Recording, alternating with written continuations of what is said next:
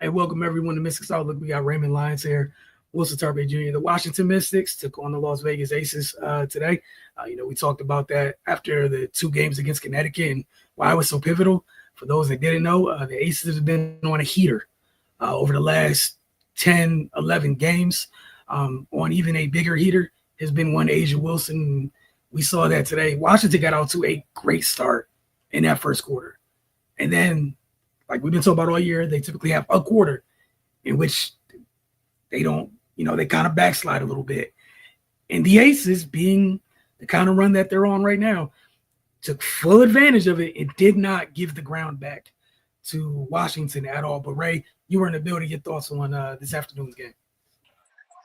Yeah, I mean, you honestly summed it up perfectly, and it's not surprising given how that's pretty much been the formula for them for a bulk of the season, which I'm sure at some point during the off season they're going to take a look at it and try to address. But yeah, first quarter, Mystics came out super aggressive. That was the first thing I noticed.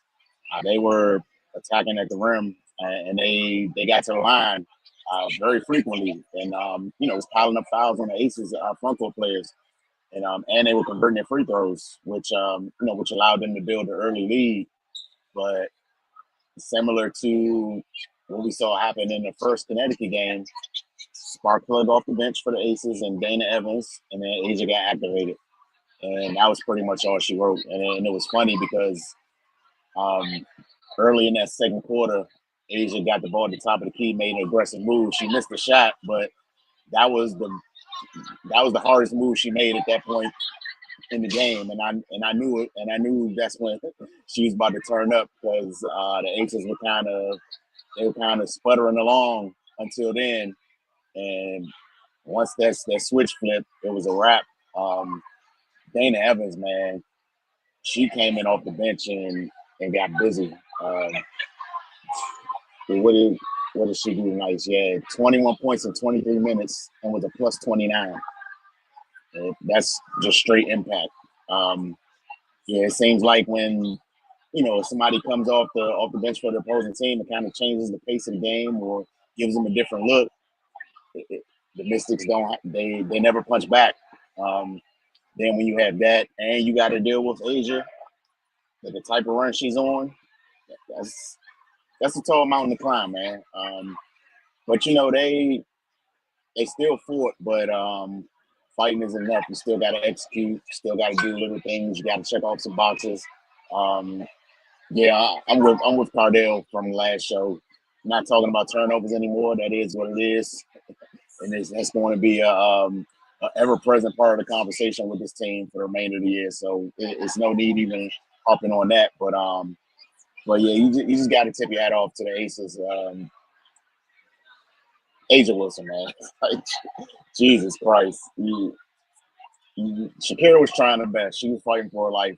And she was going back out on offense as well. You can't ask for anything more than that. But that thing just snowballed out of control. And Aces just rode that wave to win. Yeah, it's funny you mentioned that moving in second quarters or late in the first quarter, what have you. There was a noticeable difference in how aggressive she became, that much more assertive. And once that happened, like you said, everything kind of changed. And yeah, credit to the Mystics young bigs. They definitely fought back, but this is why the Aces are on the run they've been on, man. When you have the best player in the world and they decide to show you their full display of powers and put them all to use, she has put that team on her back and they've been on one. Like you said with Dana Evans, hell of a performance by her. I thought that was a big get for them early this year, and she's becoming more and more consistent. Obviously, 21 points off the bench isn't normal for her, but a hell of a way to step up when they needed it. Like you said, just Asia's hell to deal with. And you talked about like the turnovers, leave that alone. Even that said, I'll briefly touch on both teams had 12. Both teams conceded about the same amount of points off those 12 turnovers. So that wasn't even a big difference. Just execution on offense. They were just cleaner. The Aces shot 52 from the floor. The Mystics shot 43. The Mystics were 4 of 14 from 3, and the Aces were 10 of 20. That's tough. They were even They were even on the glass, man. Washington had more offensive rebounds than Aces did. Just executing. And you saw you got a lot of vets. You got the best player in the world over there, some seasoned vets, and just able to capitalize on possessions where Washington at time struggle with some possessions. And you can't do that against teams. And we've seen the Aces been living like this for the past 10 games. They'll be down in games or what have you, and then like Asia hunts them, she gets the moment hunting, and then she gets going, and all of a sudden the opposing team finds themselves in trouble. That's literally what happened for Washington. It just came much sooner in this one, being it in the second quarter. Again, Washington had more points in the paint than the Aces. So many boxes. Ray, you mentioned the box. They checked so many boxes. This was just a team kind of gearing up to remind folks that they are going to be in consideration for competing for a title. Maybe probably the last run for this iteration of the Aces. And I think you're seeing some pride here along with the best player in the league, man. But I definitely feel like you're seeing some pride here. You know, Jules coming off the bench, what have you. But Jackie was flirting with a triple-double. But Washington just a tough L. And again, going back to those two earlier losses this week, loom even larger after this. And now you got to take on a Seattle team who's fighting for their life, fight for their postseason life tomorrow afternoon. So we'll see how things go. But as always, I see the comments. We'll get right to you. It's on the screen, right? I think we know who it is. I don't think there's anything to add here. You're free to add something if you want. Let me think. It might be Asia Wilson, but no, she was fantastic, man. She showed why she's heralded the way she is. You talked about moment hunting. They were really dead in the water until she got going, to be perfectly honest. And then, once she kind of got into a groove, then everyone else joined the party. But yeah, that one instance where she decided that they weren't going to lose, decided the game. And again, just in the quarter, if you look at the other three quarters, Washington won the first quarter 26-19, all right? But they're up 7 in that quarter. They lost the third and fourth quarters by a combined 5 points. Everything was the second. And we've been here so many different times this season talking about how it's happened. I think maybe the X factor may be just as obvious, and this afternoon is the player of the game. So again, if you have anything to add about one Miss Dana Evans. Yeah, no, just have a game from her. She came in and kind of attacked what was missing. People aren't getting downhill. And then she got 2 feet in the paint often, and she started the 3-point barrage and just kind of carried that momentum through. And just great effort for her off the bench today. Yeah, they hit 10 threes. You saw about her starting the 3-point barrage. She was the 3-point attack for the most part. She hit 5 of the team's 10 threes. She was 5 of 6 from deep, 8 of 11 from the floor. I don't know what more you can ask from her in that. Keep in mind, she's averaging 6.4 points on the season, 21 in this game. So this could have been a situation, even with Asia's heroics. If they don't get the 21 from Dana Evans, Washington might get out of this. But again, we saw this. What was that? Was that Monday night, I believe, or Monday or Tuesday night earlier this week? We saw that with the Sun when they had 45 points off their bench. Wasn't to that degree in this one, but like you said, those things have been able to change games. Also, shout out to Kiki Ariafin. She recorded her 14th double-double of the year in this one. She also had a big game. It was at 21 points, 15 rebounds. So her and Shakira did have the games.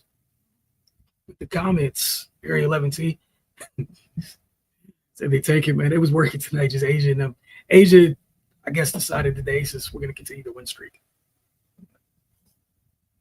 That's what I took from it. Coach over here pulling players with like 4 minutes left the last few games. I mean, Ray, you got thoughts on that one? Not really, man. I don't like to entertain that conversation. But you're at this point in the season, and they were actually the 10-point final score is way closer than what the game actually was. I think they were down about 18 at one point. But yeah, and I mean, it's not like anything was working at that point, to be perfectly honest. So I think this is just scrub this one and get ready for tomorrow. Yeah, that's kind of how I took it. Was they got a back-to-back playing about the same time tomorrow at home. You're going to be playing another desperate team, right? I'm happy when All-Star decides you want to play, be aggressive. And Austin, too. Hey, look, man, I hear you, but for today, I think Jackie Young made her task was to make sure that Sonia Citron wouldn't be up to the things Sonia Citron has been doing recently. And not too familiar with Jackie Young. It's another former #1 pick right there. That's still on the Aces, and Jackie is a hellacious and fierce defender. But Ray, you had anything to add to that one? Like, that's the matchup she gets. Yeah, no, I'm basically on the same page with you. They like teams are prioritizing the rookies in the scouting report. Kiki was able to have some success based on how the game went. A lot of the action happened on the inside, and that's what she thrives. She's not the easiest person to deal with down there either, whether it's scoring or rebounding. So she took advantage of her opportunities. But yeah, Sonya dealing with the type of tension from someone like Jackie, who's got good size on her and as strong as an ox and can defend.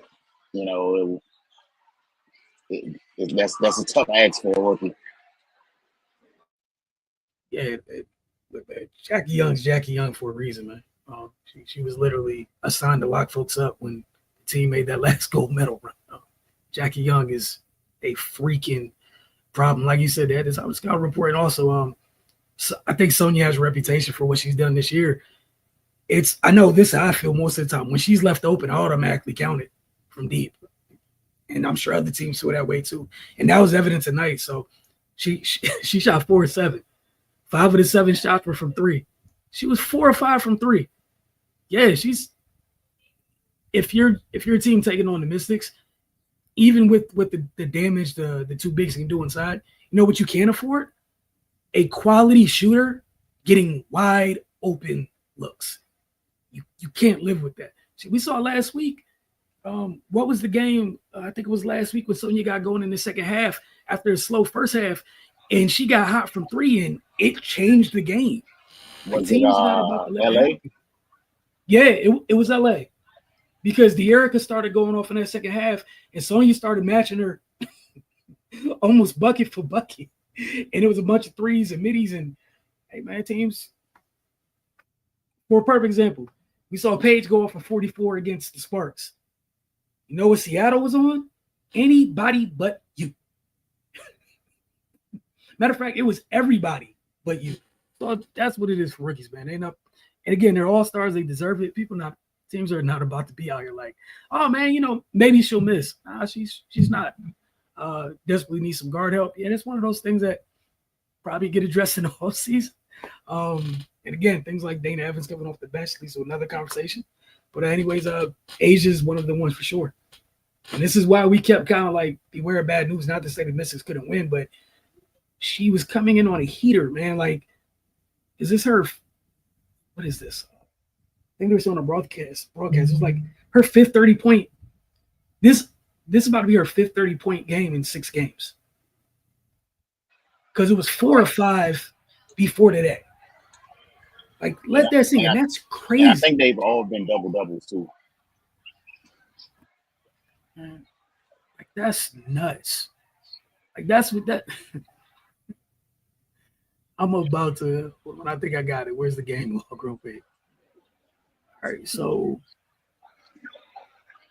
right, so this goes back to Friday against the Mercury, Friday the 15th, 30-16. Against the Wings, 34-8, 32-12. A humble 19-13 against the Mercury because they won by damn near 20. And I guess she didn't have to play 34 minutes in that one. And then 36-13 this afternoon. A heater. And I feel like I'm being disrespectful by describing it as a heater. She's on one right now, man. But again, for Washington regroup, got a hungry Storm team coming here tomorrow, and we'll see how that goes. So Ray will be checking in with you once again tomorrow to see how they respond to that, because tomorrow you got another, the front court got another test. Tonight it was Asia, but Seattle, I don't know if anyone's been watching. Malunga's coming off one hell of a game. Like this rookie class, everyone's starting to have moments and get comfortable, become pivotal pieces for the championship. You see what that looks like tomorrow. Appreciate you guys as always. We'll check it with you then.